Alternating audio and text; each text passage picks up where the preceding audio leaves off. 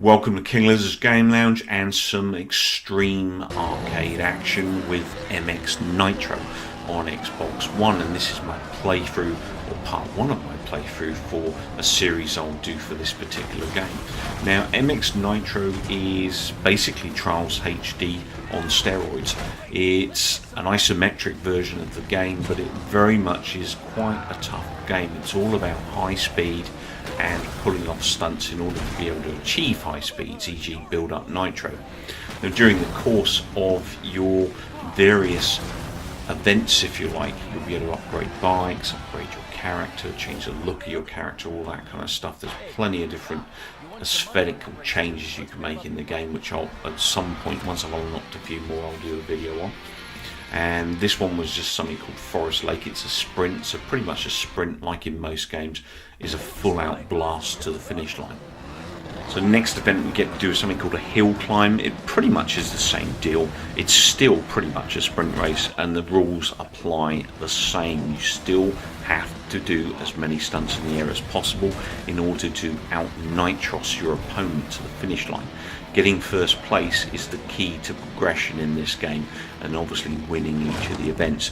It doesn't actually matter if you beat or don't beat your opponent's stunt scores. The AIs do get some pretty impressive stunt scores, so I'm hoping that later on in life the game doesn't develop into a stunt score spectacular, because then it's going to get even tougher as the game progresses, and it is pretty tough to start with this game.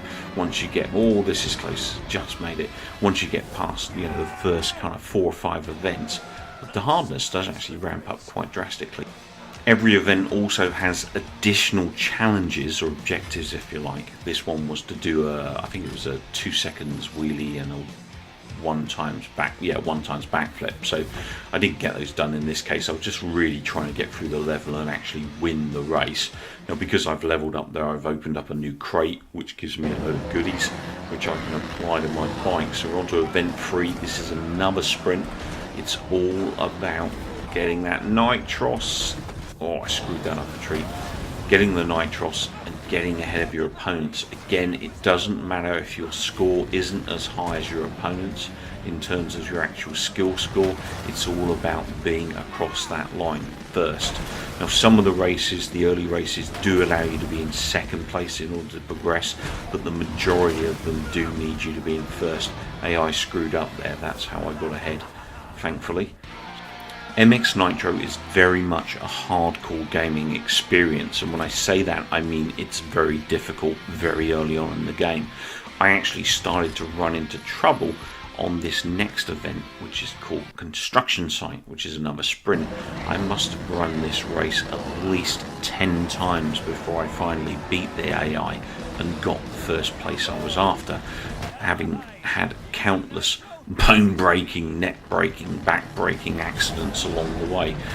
The great thing about this game, I think, is just the extremity of what you're doing on the bike and how good the graphics look, as well as some of the soundtrack actually adds to the atmosphere and the enjoyment of the game. It really is a brutal experience in terms of hardness, but at the same time, it's a graphical marvel to behold.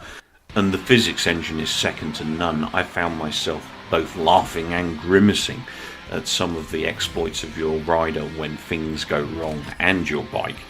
And as the game progresses, things just get harder and harder, and that becomes more and more a common occurrence. Retrying and perfecting your run is pretty much essential in MX Nitro. This one is a freestyle event I'm doing here, so this one is actually all about score points. So those skill scores are key here. You've got to be able to get out in front, win the race, and pull off the best scores possible, which means you've got to stunt your life out. Now, as the game progresses, you will get more and more complex stunt combos to perform in order to get better nitros benefits, and you will need that nitros in order to beat some of the later bosses or even the latest racers in the game, because they are very, very tough. What a finish. Much like Trials Fusion, MX Nitro also has an online mode where you can race against human opponents in these various arenas as you unlock them through your progression in career. So you won't actually get all of the maps initially, you do have to earn them through progressing through the actual career mode, which is the only way you'll unlock everything for your rider and your bike in order to perform upgrades and make aesthetic changes. It really is going to be a hard graft to unlock everything to customize your rider and your bike. Now this particular event I'm doing here is called a drag race. It's all about doing wheelies and stunts with wheelies in order to get nitros and get to the end of the track as quickly as possible. So much like in a normal drag race, speed is of the essence, but in order to get speed you've got to perform stunts on your bike whilst you're performing wheelies. There are 14 championships to compete in within MX Nitro, each with a multitude of events within each championship, so there is a lot to do in this game in order to complete this campaign. My only real concern is with the game's increasingly difficult hardness is as to whether some gamers may be able to reach the dizzy heights of the end of the game.